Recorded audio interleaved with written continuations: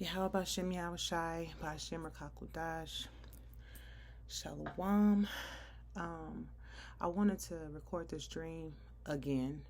I had a dream while I was taking a nap this evening or this afternoon. I was taking a nap and I had a dream and I want to share it. I could tell it was Jacob's trouble, like the beginning parts of Jacob's trouble. It was chaotic more so than like all hell. But I wanted to share it because throughout the dream, YAHAWASHI, YAHAWASHI, what I believe they were doing was lifting up standards for me to escape situations. And it was so many people in the dream like drawn to me, but not in a positive way. It was more like a moth to a flame. Like their spirits were like they had demons on them. So there's a lot that I don't remember, but I'm going to say everything that I do remember because I was trying to record it then, and it's been a little time that passed to where I kind of forgot a lot of it. However, so the dream starts off. I'm with a woman. I feel like it's a cousin or something, and we go to. It wasn't a bar. We were sitting at the bar, but it was kind of more so like a restaurant that had like live music, and of course they had a bar area. So we sat at the bar because they were saying that it would take maybe like 45 minutes to an hour to be seated. So we were just gonna sit at the bar. So we sat at the bar, and we were looking at the looking over the menu, but the energy there was just it was so strange. You can just feel like, it just felt kind of weird, real uncomfortable. And so the bartender comes over to us and slams down like 2 shots, right? And we look at the bartender like is that for us? Like it was just weird. The bartender had like some weird energy on him. And then this Jake comes straight over and he was like, y'all ain't gonna say thank you? And I was taken aback. I was so shocked. I was like, huh? He said, y'all ain't gonna say thank you? I bought those for y'all. Why y'all ain't say thank you? And I was like, oh, I didn't know. Like I instantly seen his spirit. I knew his spirit was on demon time. So I was just trying to use reverse psychology, kind of like, defuse the issue. I was like, nah, I don't want no problems with Jake. So I was like, oh, you bought that for us? He was like, yeah, I bought those for y'all. I was like, thank you. I was like, thank you so much. I said, I didn't realize it. I said, it happened so fast. We were looking at the menu, trying to be cool, whatever. He was like, yeah, so why don't y'all, come on, let's make this toast. Let's take this toast. And look, the thing about it was I was thinking to myself, like, I am not about to take this shot with Jake. Jake is really on one, right? And then not only that, the bartender came. Jake was sitting at the end of the bar. And the bartender brought those shots from the end of the bar. And in my spirit, I was like, Jake had something, him and the bartender was on something together. Like I felt like in my spirit was like some human trafficking stuff, right? So I was like, I'm not about to do this, So I'm praying under my breath. I'm like, how about YAHAWASHI? Please don't let this dude turn up. How about YAHAWASHI? Put the spirit on me to just like I said, use reverse psychology. I was super circumspect. So I just was on my toes, really witty with it. I was like, I appreciate you so much. I was like, I'm not going to be able to take this shot with you. I said, because I'm pregnant, right? I said, I don't do no drinking while I'm pregnant.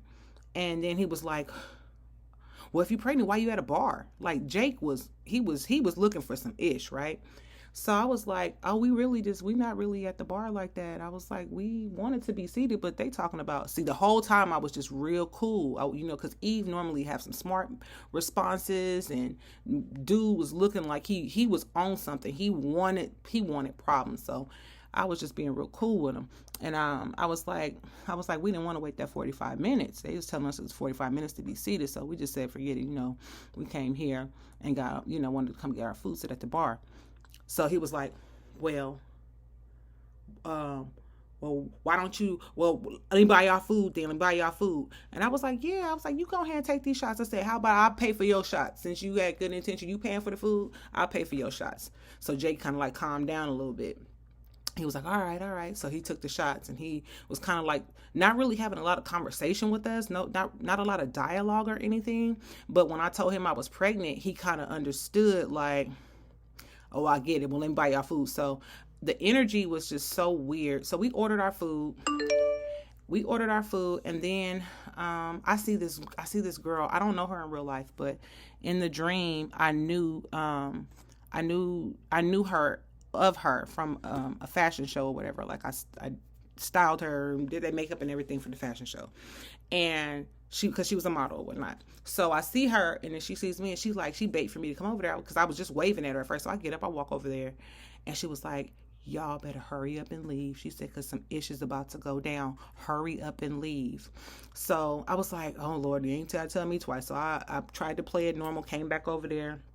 By this time, our food was there. So I'm like, dang, if I pack this food up, Jake gonna really be on some demon time, because he gonna feel like he done bought our food and we just out on him. So I ate a little bit, and I was like, can we have this? Can I have a to-go box? And Jake looked over there. He was like, you ain't gonna finish your food? I bought that food. Jake was tripping. He was like, I bought that food. You ain't gonna eat your food. You gonna eat that food? And I was like, I told him, I said, nah, sir, it's not that. I said, when you pregnant, I don't normally, when you have a craving for something, you eat a little bit, you know what I'm saying? And then that satisfies that craving. I don't want to waste it, so I'm gonna take it with me. He was like, oh yeah, I know what you're talking about. Yeah, that used to happen to my baby mama. Like, so he understood, like, okay, yeah, that do happen. So I packed our stuff up and put my stuff in the bag, and I was like, it was really nice meeting you. He was like, why don't you take my number? And I'm thinking to myself, like, if I tell dude no, he probably gonna fight me. So I was like, yeah, give me your number. I'm about to put your number in my phone. Forget that I was pregnant and everything. Jake wanted me to have his number like crazy. So anyway, we leave, and once we walk out the building, I was about to tell my cousin what happened, but the whole scene switched. All right, something happens before this situation happens. So I see the girl. Okay. So when I walk out of the restaurant, I'm in a parking lot of like this apartment complex. The apartment complex had at least, man, I don't know, maybe like 75 apartment buildings within it. And to give you a visual of how these apartments were set up, each apartment building had 4 apartments. So you had 2 upstairs, 2 downstairs, right? Then you had 1 across from it, 2 upstairs, 1 downstairs. Then you had 1 in the middle to the right, 2 upstairs, 2 downstairs, which made the parking lot a U shape, if that makes sense, right? So it had no awnings for you to park under, just slots, right? So I'm looking for my car. I'm like, dang, where's my car? I got to get up out of here, right? I'm trying to just get out of the vicinity. So when I see these apartments, I see the girl again. She was like, girl, I told you to leave. Why are you still here? And I was like, I'm looking for my car. I don't know where my car is. She was like, you want me to take you to your car? Want me to take you to look for your car? I was like, yeah. She said, I told you some issues about to go down. She was like, basically she robbed somebody. And it wasn't just like no basic person with just a little money. She robbed somebody from cryptocurrency and like billions of dollars, right? And she was like, I done rob these people for this money. I'm trying to get up out of here. Because I know they coming to look for me, and it ain't who you think it is, right? So I was like, oh my Lord. So I'm really scared now. So she was like, come on. So there was a car parked right across from there. And it was a guy in the driver's seat, and that's who was waiting on her. So she gets in the back seat of the driver, and she told me to sit in the front. And I'm like, oh Lord, I'm sitting in the front, I'm just praying. And it turned from like the setting of that apartment complex to looking like motels, like a rundown motel where all these doors are like right in front of the parking spaces. Makes sense? Everybody know what a motel look like. So anyway, long story short, there were cars driving on the main street. So we pulled kind of like close up to where we can drive out of the parking lot, which will either be left or right. You couldn't even go straight. You would have to go left or right, right? So many cars are just driving. So it ain't, Jay couldn't make a left or a right at that time. And me, I'm paying attention to my surroundings. Sister said she did all of this stuff. And I'm like, man, I need to get to my car. I don't want to just be out and about. And like I said, everything was chaotic. It wasn't like people knocking people heads off just yet, but it was just the energy was just like you could feel something was about to go down. You wanted to be clear of it, right? And everybody had this energy on them that was so demonic. And like I said, it was like everybody was drawn to me like a moth to a flame. It was like these demons wanted me, but YAHAWASHI, YAHAWASHI was protecting me. To me, it felt like YAHAWASHI, YAHAWASHI literally was lifting up multiple standards to get me safe, to get me out of each one of these situations. And there was 4 situations, but I only remember 3. So as we waiting to come out of the driveway, I'm looking around, I'm paying attention to everything. I look in my rear view, I see this car pull up behind us. Out of the back passenger seat, this Elamite woman, she get out the car. To me, she looked like an Elamite. She was either an Ishmaelite or an Elamite. I really believe she was an Elamite. But she gets out of the car, and the way they crept up, it was real. You couldn't hear them drive up. I just seen it. And she get out the car, and she closed the door, not slam it. She closed it like she used her hand to like click the door shut, right? And she had a pillow in one hand, and she had a gun in the other. I seen that. I got so scared. I was like, oh my gosh, oh my gosh. I said, somebody behind us right now with a gun. Somebody, I said, don't turn around. Don't look back. Don't look back. Jake, the driver, Jake, he just got scared. He looked and saw who it was, and he knew what time it was. So she crept like a ninja on the side, on the driver side, past the back where the girl was sitting at in the back of the driver, okay? And she tapped on the window with the gun. And the girl eyes got big, right? And she baited her. She said, open the door. So the girl opened up the door.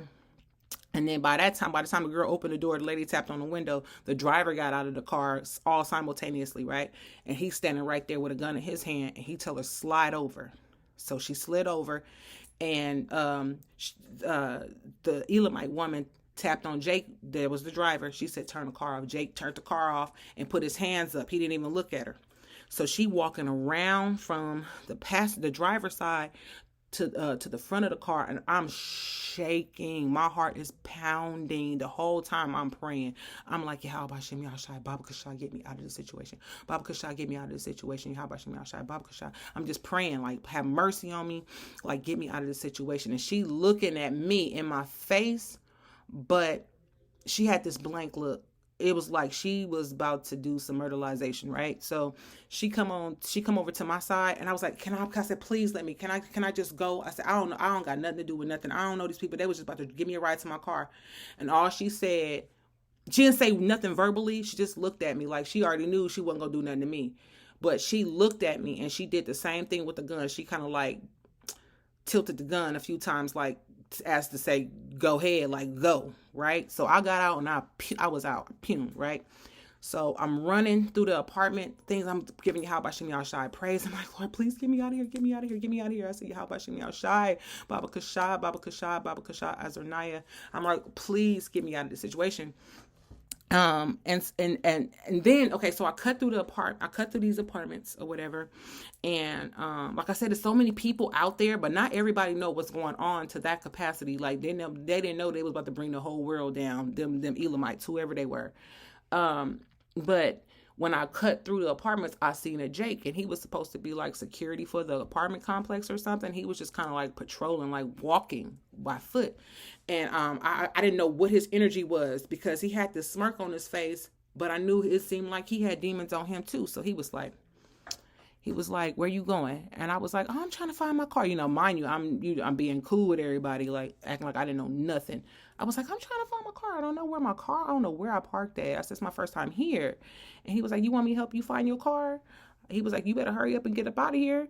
I was like, I know, I'm trying to find my car. I was like, yes, can you please help me find my car? He was like, I got you, sis. He was like, yeah, we got about another hour and a half, man, and it's time to purge. He said, you getting in on it? I was like, no, I ain't getting in on it. I said, I ain't getting in on it. He was like, why you ain't getting in on it? He said, I know you got some people you want to purge. And he was like, you need a gun? He said, I know if you get your car, if you ain't purging, you're going to need a gun. You're going to need a gun.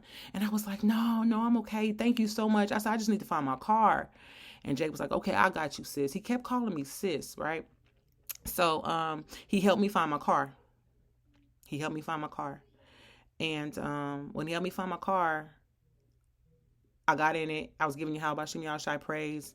And that was the end of the dream, what I remember.